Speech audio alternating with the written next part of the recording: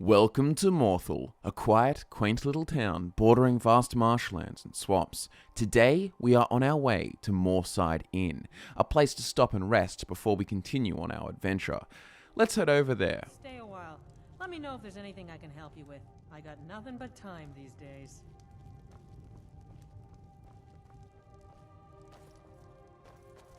Welcome to the Moorside. There ain't much to offer, but if you want a place dry to spend the night, I'll rent you a room.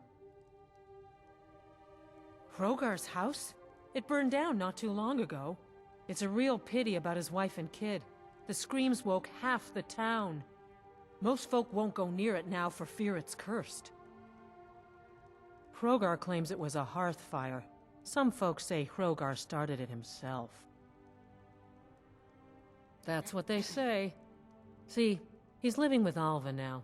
That started the day after the fire. It ain't right moving in with a new love the day after your kin die like that. Aye, our Jarl would sure like to know if he did, though. Might even pay to find out. Upon entering the inn and speaking to the innkeeper, Jonah, our conversation leads us to a little chat about the burnt-down house. She suggested that we speak to the Jarl Igrod Crone, about investigating the matter. She also mentioned there would likely be a steady reward, which we are always down for. Sleep and rest can wait. Before we talk to her, let's have a little rundown on Jarl Igrod Crone. After all, we've had plenty of time to read and learn in our travels. Jarl Igrod Crone is the Jarl of Hjormark. She resides in High Moon Hall in Hjormark's capital of Morthal. She is currently quite old and considers herself a seer, receiving psychic visions and dreams of future events. Her husband, Asilfur, is also her steward, dutiful and protective of her. With Asilfur, Jarl Igrod Crone has two children, Igrod the Younger and Yorick. Yorick has apparently inherited his mother's gift, but this leads him to be a little mad. He wanders off sometimes, lost in his mind. His older sister, Igrod the Younger, spends much of her time looking after him. As for the rest of her court, there is Gorm, her bodyguard, and Valen, her court wizard, the latter of which seems to stir up some serious mistrust among her people. Anyways, now we've had a refresh on who these people are, let's go talk to the Jarl about this burnt-down house. Fine. Is there something you need? No, Gorm. I am simply telling you what I see. Yes, okay. Well, thank you. So, life has brought you to Morthal, and to me. What purpose this serves we will no doubt see. Welcome. Tamriel is full of wisdom and magic, if one is willing to look for it. Few have their eyes open. Hrogar's house fire? Hell, he lost his wife and daughter in the blaze. My people believe it to be cursed now. Who am I to gainsay them? Hrogar blames his wife for spilling bear fat in the fire. Many folk think he set the fire himself. Lust can make a man do the unthinkable. The ashes were still warm when he pledged himself to Alva. On rumor and gossip? No, but you, a stranger, might find the truth for us. Sift through the ashes that others are too fearful to touch. See what they tell you. Should you prove him guilty or innocent, I will reward you.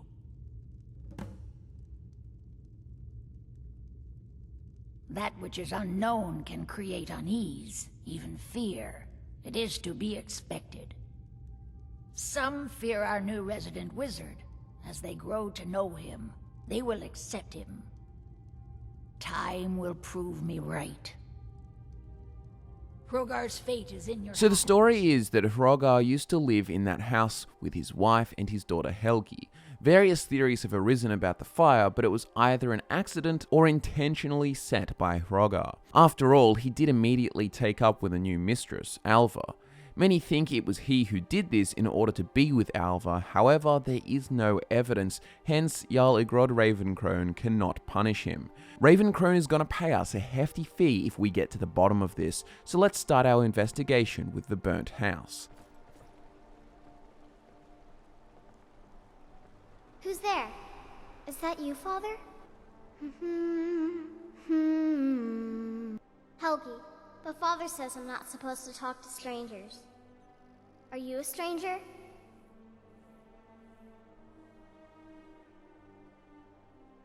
The smoke woke me up.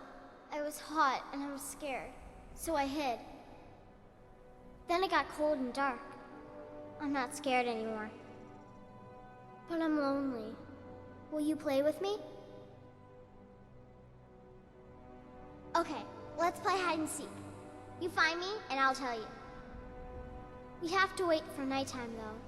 The other one is playing too, and she can't come out until then. I can't tell you. She might hear me. She's so close. If you can find me first, I can tell you. So when we arrived at the house, we were surprised by the ghost of a child, Helgi, the daughter of Hrogar, who died in the fire. Helgi told us she would reveal more once we play a game of hide and seek with her after dark. Looks like we are getting closer to the bottom of this, after all. Well, we better just chill out in Morthal for a few hours until nightfall. Then we can find more answers. Well, we couldn't find her again in the house itself. How about we head up the ledge behind the house, see if Helgi is hiding there. Leolette, have you seen my wife? Have you seen Leolette? Have you seen my wife? A man with his wife missing as well. I guess we'll keep an eye out for Leolette.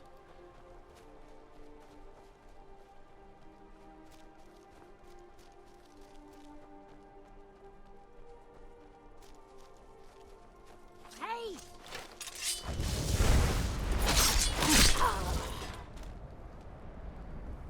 What the hell? Upon coming to this ledge, we find a dug-up grave and a vampire that attacked us.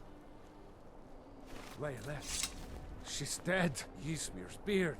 She's a vampire. She's dead. Leolette is dead. Leolette. I thought she left to join the Stormcloaks. Oh, my poor Leolette.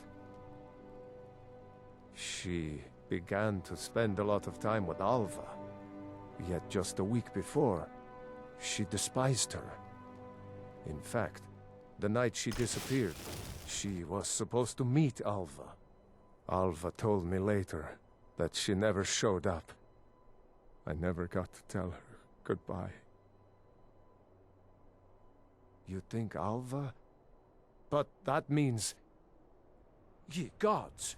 You think Alva is a vampire? No, you're wrong. You must be wrong. Leolette may have met her fate out in the marsh. I refuse to believe Alva had anything to do with this. There is no way you can prove it to the Jarl. I hope Alva is not what you think. Thonir, the one looking for his missing wife, has just approached us and revealed that the vampire was in fact Leolette.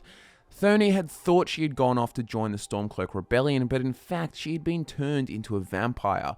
The chief suspect here is Alva. Leolette, before she disappeared, was spending an unusual amount of time with Alva, even though she hated her weeks prior. Alva has also seduced Hrogar, maybe even made him kill his family. We've got to see this through. Let's go break into Alva's place and see what we can find. Well, straight away as we enter, Hrogar lashes out crazed and attacks us. We have no choice but to defend ourselves. It seems there is another room to this building. Let's head downstairs.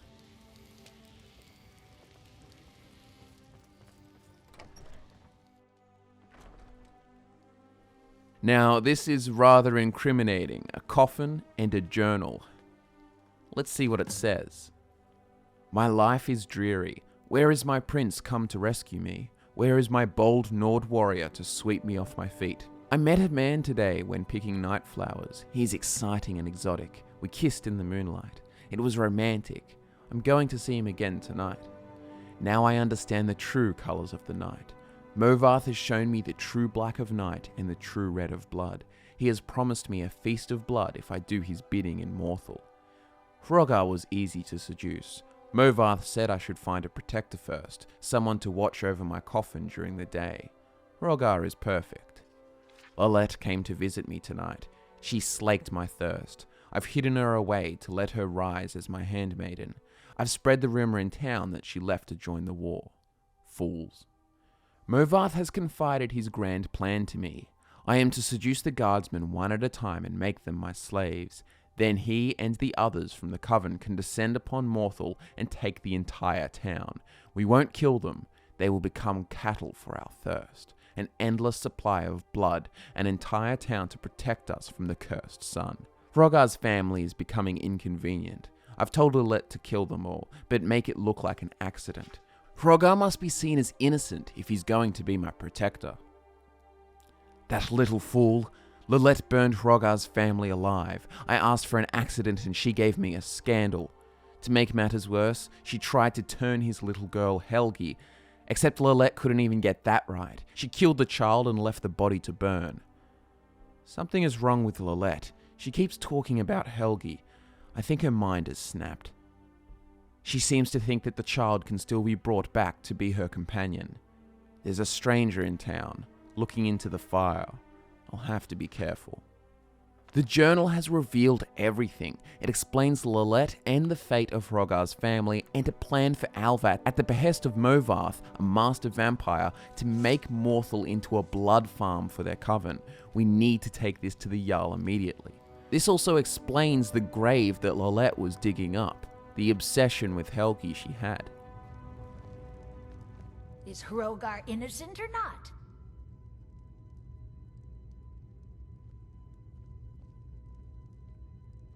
Ava? Didn't think she had it in her. I assume you have proof? Can't go making accusations like that without proof.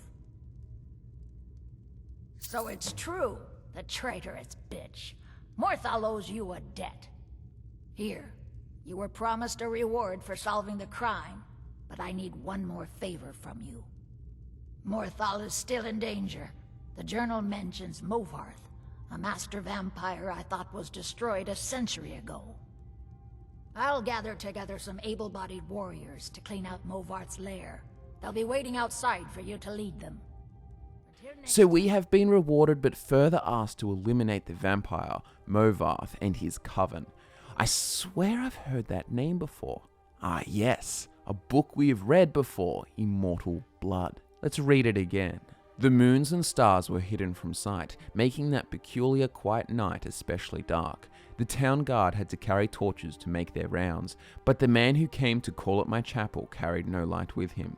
I came to learn that Movarth Pequeen could see in the dark almost as well as the light. An excellent talent, considering his interests were exclusively nocturnal. One of my acolytes brought him to me, and from the look of him, I at first thought he was in need of healing. He was pale to the point of opalescence, with a face that looked like it had once been very handsome before some unspeakable suffering. The dark circles under his eyes bespoke exhaustion, but his eyes themselves were alert, intense, almost insane. He quickly dismissed my notion that he himself was ill, though he did want to discuss a specific disease. Vampirism, he said, and then paused at my quizzical look. I was told you were someone I should seek out for help understanding it.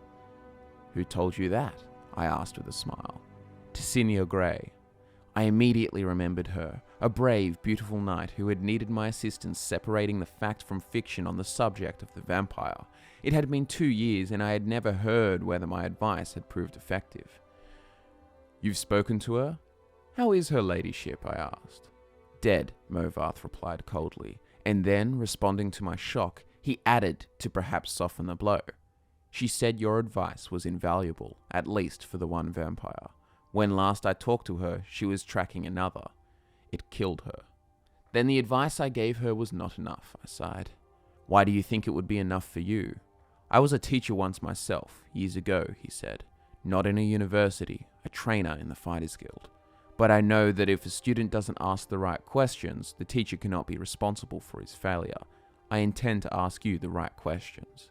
And that he did. For hours he asked questions and I answered what I could, but he never volunteered any information about himself. He never smiled. He only studied me with those intense eyes of his, committing every word I said to memory. Finally, I turned the questioning around. You said you were a trainer at the Fighters Guild. Are you on an assignment for them? No, he said curtly. And finally I could detect some weariness in those feverish eyes of his. I would like to continue this tomorrow night if I could. I need to get some sleep and absorb this. You sleep during the day, I smiled. To my surprise, he returns the smile, though it was more of a grimace. When tracking your prey, you adapt their habits. The next day, he did return with more questions, these ones very specific. He wanted to know about the vampires of Eastern Skyrim. I told him about the most powerful tribe, the Volkihar clan, paranoid and cruel, whose very breath could freeze their victims' blood in their veins. I explained to him how they lived beneath the ice of remote and haunted lakes, never venturing into the world of men except to feed.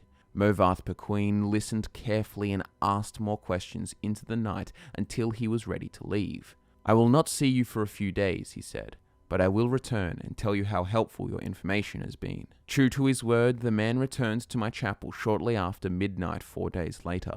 There was a fresh scar on his cheek, but he was smiling, that grim but satisfied smile of his. Your advice helped me very much, he said. But you should know that the Volkihar have an additional ability you didn't mention. They can reach through the ice of their lakes without breaking it. It was quite a nasty surprise, being grabbed from below without any warning.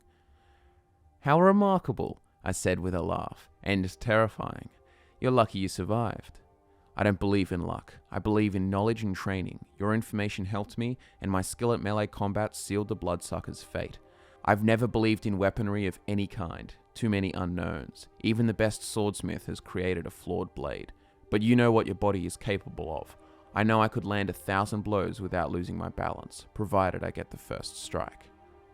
The first strike, I murmured, so you must never be surprised. This is why I came to you, said Movarth. You know more than anyone alive about these monsters in all their cursed varieties across the land. Now you must tell me about the vampires of northern Valenwood. I did as he asked, and once again his questions taxed my knowledge. There were many tribes to cover, the Bonsamu, who were indistinguishable from Bosmer except when seen by candlelight, the Kirilth, who could disintegrate into mist, the Yekef, who swallowed men whole, the dread Telboth, who preyed on children, eventually taking their place in the family, waiting patiently for years before murdering them in all their unnatural hunger. Once again he bade me farewell, promising to return in a few weeks, and once again he returned as he said, just after midnight. This time Movarth had no fresh scars, but he again had new information. You were wrong about the Kirilth being unable to vaporize when pushed underwater, he said, patting my shoulder fondly. Fortunately, they cannot travel far in their mist form, and I was able to track it down. It must have surprised it fearfully. Your field knowledge is becoming impressive, I said. I should have been an acolyte like you decades ago. Now tell me, he said, of the vampires of Cyrodiil. I told him what I could. There was but one tribe in Cyrodiil, a powerful clan who had ousted all the other competitors, much like the Imperials themselves had done. Their true name was unknown, lost in history, but they were experts at concealment. If they kept themselves well fed, they were indistinguishable from living persons. They were cultured, more civilized than the vampires of the provinces, preferring to feed on victims while they were asleep, unaware. They will be difficult to surprise, Movarth frowned, but I will seek one out and tell you what I learn. And then you will tell me of the vampires of High Rock and Hammerfell and Elsewhere and Blackmarsh and Morrowind and the Somerset Isles, yes? I nodded, knowing that this was a man on an eternal quest. He wouldn't be satisfied with but the barest hint of how things were. He needed to know it all.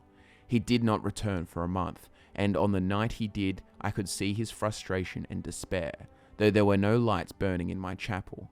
I failed, he said, as I lit a candle. You were right. I could not find a single one.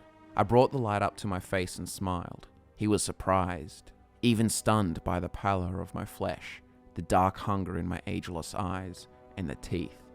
Oh yes, I think the teeth definitely surprised the man who could not afford to be surprised. I haven't fed in 72 hours, I explained, as I fell on him. He did not land the first blow, or the last. So Movarth was once a vampire hunter who was then turned into a vampire. How ironic. Well, regardless, he is obviously a threat and must be dealt with. Let's go. Take us to Movarth's lair. Take us? Yeah. Kill the vampire. Kill him. Destroy him. Well, it looks like we've got a whole mob to help us. Seems like the people of Morthal already dealt with Alva. Let's keep going.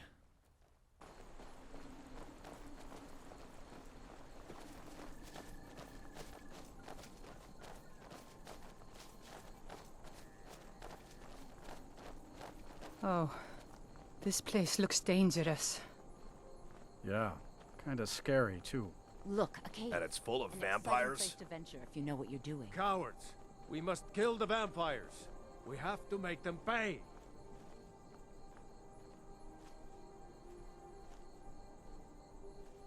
Of course. But why not let him go in first?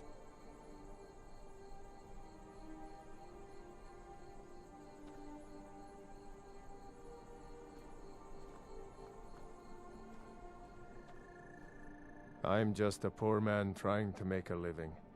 I'd leave. They may be cowards, but I'm not. I'll go with you.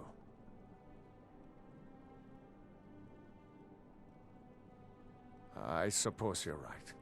I'm not a fighting man. Go, and avenge my Laylet for me. So we arrive at Movarth's lair and the whole party ditches us, except Thonir, but we aren't going to condemn him to death. We can handle it ourselves. Frostbite spiders. Lovely.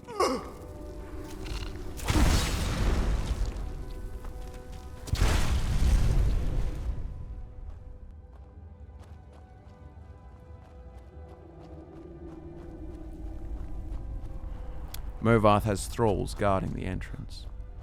Never. Well, seems like you have a bit of gold left in your pockets, don't you? Yes.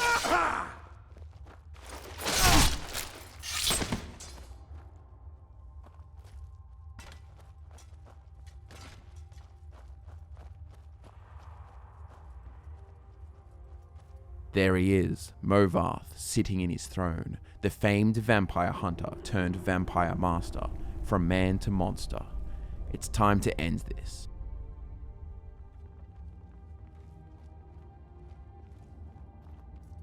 Here we go!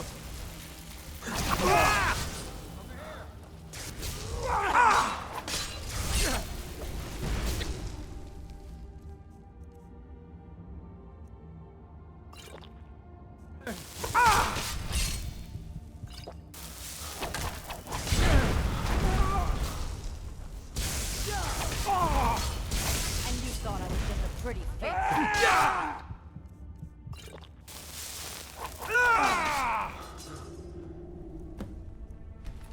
That was a close fight. Perhaps next time we should be more prepared. Nevertheless, the job is done. We investigated a few of the rooms and there were chests and miscellaneous loot items, but what was really interesting is this vampire here. A vampire who is obsessed with boots and shoes. It seems she collects the footwear of her victims, as you can tell by the sheer variety. She seems to have even nicked Movarth's boots. These are a set of hide boots that have a sneak enchantment of 15%, so they are nothing special, but worthy of note, nevertheless. Let's get out of this place. Mother's calling me. It's time for me to sleep now. I'm so tired. Thank you for making her feel better. As we reach the exit, Helgi appears and thanks us. Now she can rest in peace. We must return to the Jarl and let her know that Movarth has been dealt with.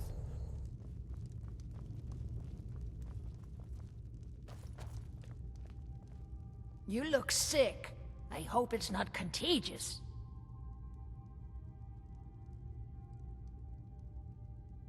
By the 8, I didn't think he could do it. Now maybe we can put all this behind us. Take this as a token of our gratitude. There is room in my court for a new Thane. It's an honorary title mainly, but there are a few perks someone like you could make use of. However, I could only grant the title to someone who is known throughout my hold. You help my people, and I'll make you my Thane. Good luck. All right then. Well, we got offered the position of Thane, provided we help more people in the hold. We also got some more gold, but I don't know about this whole Thane thing. We have other adventures to attend to. So that's all wrapped up. The full story. The darkness looming over Morthal has been eradicated, and no longer will they be the petty playthings of a vampire coven. Pat yourselves on the back, because we are the hero this time.